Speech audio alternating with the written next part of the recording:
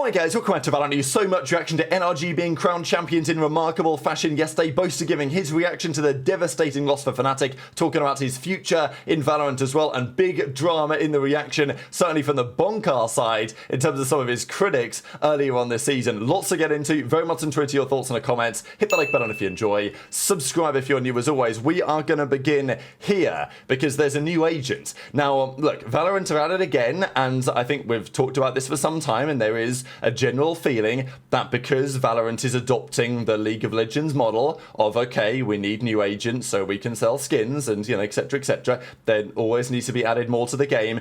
There are plenty of agents in the game now. There's always a new one on the horizon. There's always a new map, it seems, on the horizon as well. And at some points, you know, you run out of things to put on the agent. So this is what Veto does. His abilities are as follows. He has one called Crosscut, which is effectively a teleport. You can kind of compare him to some degree to Chamber, maybe. I mean, there's some things that are kind of Chamber-esque in his equipment. This is the Interceptor, right? So this is the ability that we talked about. Now, it can be destroyed, but it pretty much will intercept anything that's coming its way, which is very strong for a non-ultimate, right? The fact that this will also destroy a Raze ult, it will destroy a Sage wall, it will destroy all sorts of stuff. Just for that, you know, Raze ults, you spend a lot of time getting a Raze ult. You get a lot of ult orbs for that. And the Interceptor just destroys it. This is called Chokehold. It's just kind of like a classic trap, really. They get deafened into cage when they're in it, so it's not, you know, the strongest ability ever, but it is at least something, and it's got a relatively wide radius. But this is the wild one that everyone's been talking about yesterday. His ultimate is called Evolution. Instantly gain a combat stim, regeneration, and become immune to all forms of debuffs. The interesting thing about this is that he can activate it in reaction, right? So if you see something coming your way, you can actually activate Evolution. It doesn't take long to activate it. Like within a second or so he's activated it. He's even totally immune from Raze's ult, which is kind of wild, right? So this has been the big talking point of yesterday, outside of course the World Championship, is this ultimate ability where Veto just becomes totally immune from everything. Like, doesn't matter what you throw at him, he will just walk right through it without any issues at all. And of course you can still shoot him in the head and he still dies, but everything else he's totally immune from, which is a pretty wild ultimate, really. To think about where VALORANT was at the start to where it is today, that this type of ability is here and is, you know, probably going to be used to a degree. Now, like, how good is this agent going to be overall? That's a good question.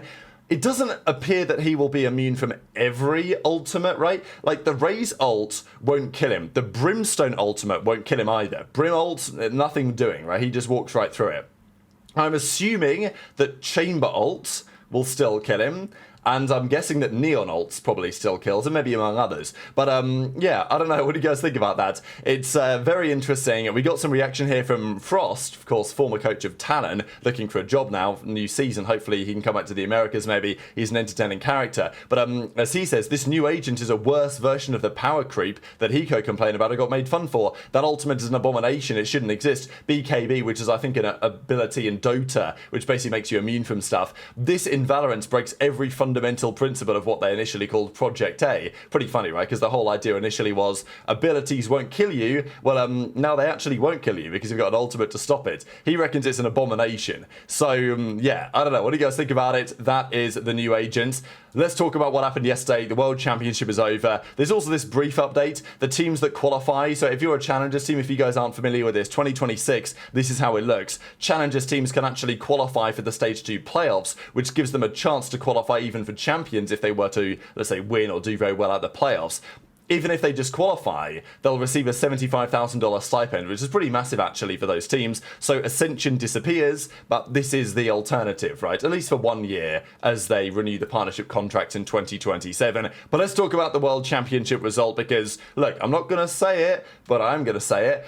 Who said NRG would win 3-2 yesterday? Yeah, it was me. But for a long time, it didn't look like it was going to be a 3-2. It looked like it was going to be a clean 3-0. They turned up the first couple of maps, NRG just manhandled them, and it was a bit of a library in there, right? Because, of course, the fans wanted FNATIC to win. Boaster had riled them up the day before, and it was nice to have, you know, that kind of energy, right? Obviously, people are going to cheer for both teams on some level, but it's nice to have, like, a fan favourite, as it were, in the venue. But obviously, they were getting slammed.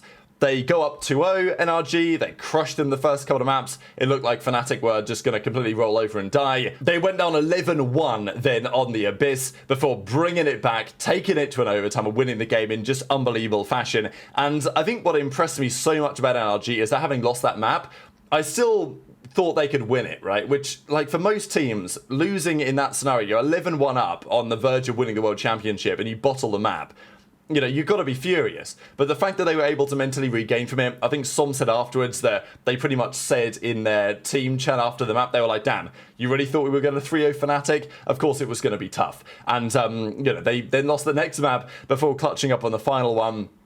Unbelievable series. You know, this is pretty spicy, right? Because Som stood up and said, yeah, put your hands up, Boaster, and all this. Because, look, Boaster's been not taunting exactly, but, you know, Boaster's been celebrating a lot over the last few days. He's been standing up, he's been talking a lot, he's been doing these break dances on the stage. And I think, you know, many of the other players are like, all right, if you're going to, let's say, throw these moves in there, then we're going to talk some trash back when we take you down. And, well, that's how the series concluded. Obviously, the map 4 was won. Boaster was also having a good time with it as well. But they still had to win the final map, and on the sunset in the end, it was NRG that got over the line. And, I mean, look, I'll just quickly go through these maps here. 13-3 on the Corrode, 13-6 on the Lotus, just masterclasses from NRG. The Abyss was that remarkable map that will live on in the memory, and I think what made it so devastating for Boaster and for FNATIC is that they gave it a go, right? Like, they won the Abyss, they were so down and out, they won the Abyss, they won the Ascent, they took it to a sunset in the end, and then NRG just ran away with it when it mattered. I mean, Ethan pretty much just single-handedly decided that he was going to be a two-time world champion. He took over the final map individually. So impressive from Ethan, right? Like, to do what he did a couple of years ago, winning in 2023, you know, there was talk about him retiring, right? Let's not forget, Ethan basically said, if I don't make an international this year, like, I'm just going to call it a day. And here he is walking away with a mega performance in the grand finals, and now as a two-time world champion. It does, to some degree, I think, change the conversation when it comes to the GOAT, right? Like, what does that look like? Brook as well won the MVP, and I think it was really cool the way they presented this and everything. Look, big questions on this, right? Brook with the Odin. People are talking about how entertaining that is to watch, whether other players could have done it as well. Brook's just individual level that he's hit over the last couple of months. And the story for NRG is unbelievable, right? From where they were at the start of the season to where they've ended up today. And yeah, Brook is the world champion. I mean, such a wild story, though. Like, for Brook, I mean, I'm so happy for Som, I think, like, and also see how, like, happy they are for Brook, right? Like, look at this team culture, right? Look at the energy here, how happy Marta is for Brook, how happy Som is. I mean, look at Som, how delighted he is that Brook comes up as the MVP. The entire team, like, you can tell they've got a phenomenal culture there in NRG, and it's something that they've been able to build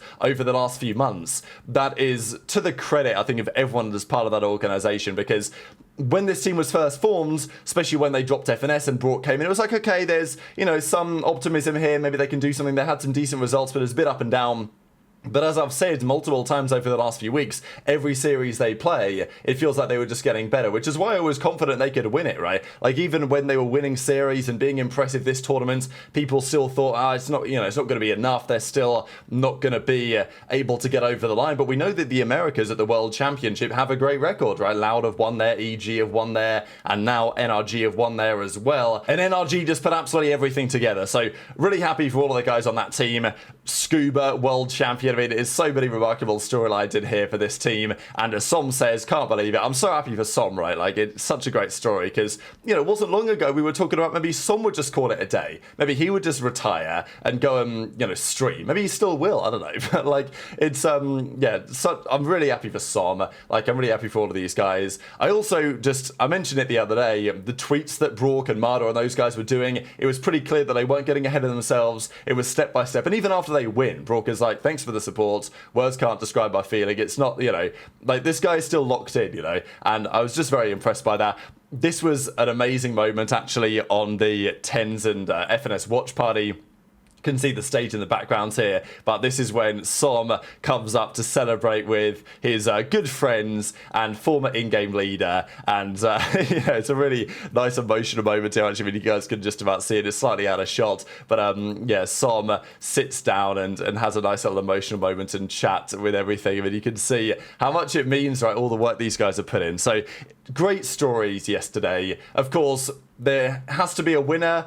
There also has to be a loser, right? I mean, Ethan was undoubtedly the winner, getting his second world championship. I'll just quickly touch on this because people talk about Aspas, they talk about Chronicle as being the greatest. Look, I don't necessarily think the 2 world championships for Ethan automatically makes him the greatest Valorant player ever. I think there's some debate. I do think that for Chronicle, yes, he's won 3 internationals, but he's now lost 2 World Championship Grand Finals. That does hurt his legacy to a certain extent. So, you know, I think Aspas is like more solidified now maybe than he was before. But incredibly impressive from Ethan, really. Like, from all aspects in terms of delivering when it matters. Yeah, he delivered. Unfortunately, Boaster, it wasn't enough, right? And he was obviously gutted and like heartbroken after this series. I think especially because of the way that it looked like they were going to bring the comeback, and eventually they didn't. Look, he admits we're not going to stop until we lift a trophy again. Of course, there's an event in London next year, which is, and look, he would have just loved to have won the World Championship, right? It was devastating. Sentinels even say nobody deserves it more than him. Look, at the end of the day, I don't really believe in deserving. You know, you earn it or you don't earn it. At the end of the day, NRG, they deserved it. They were the better team, and I feel terrible for Boaster. Hopefully he can keep going. I think, like, he's a polarizing personality for sure, but he's great for the scene, right? Like, we need people like Boaster about. It's been a great storyline to follow. He's made FNATIC a very entertaining team and also has been a critical part of their success, whatever you think from top to bottom. So, you know, hoping the best for him and his team going forward. As Yintu says, take all of Boaster's paid and give it to me, please. Boaster, though, after the series says, look, I don't know how longer I'm going to be playing professionally. You know, he's 30 years old, so how many more years has he got left in the tank? Hopefully quite a few, but he does say, I'm going to keep going, right? It's not like he's going to call it a day and step away and retire, and FNATIC certainly aren't going to be getting rid of him. So, yeah, as Boaster says, I'm going to keep it moving. Would have been nice to have champions under the belt, at least to have won it one time. Like, there's always next year, right? As frustrating as this defeat is, but FNATIC came oh so close, but in the end were just beaten by a better team. And the other drama I've got to mention before we finish out the video is this. If you guys remember, earlier this year, all the drama was happening at NRG. It was only a few months ago, right? That, I mean, this was, okay, October 2024, Bonkar came out and said that he's going to be a better coach than Chet is because he's an ex-player, an ex-IGL. I actually understand the game. I'm going to be a better coach. Now, Chet, because there was some drama there, wasn't very happy with this. And remember when there was the big drama earlier this year, and Chet said, enjoy your chicken nugget salary. You became a champion in Paladin and all this. And it was all going on. Now, Chet's account still exists, by the way. So the reason why Chet isn't appearing in this tweet, I can't click on his name, I think is because Chet has Bonkar blocked, I think.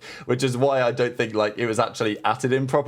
But Bonkar says eating good tonight with his chicken nugget salary. So, you know, this did numbers yesterday and was pretty hilarious, to be honest. So, yeah, unfortunate for Chet, but I'm hoping that these rivalries continue nicely going forwards. Look, as the World Championship rounds down and we look at the regions, I mean, you know, Ethan with 2, more than EMEA, more than China, more than APAC.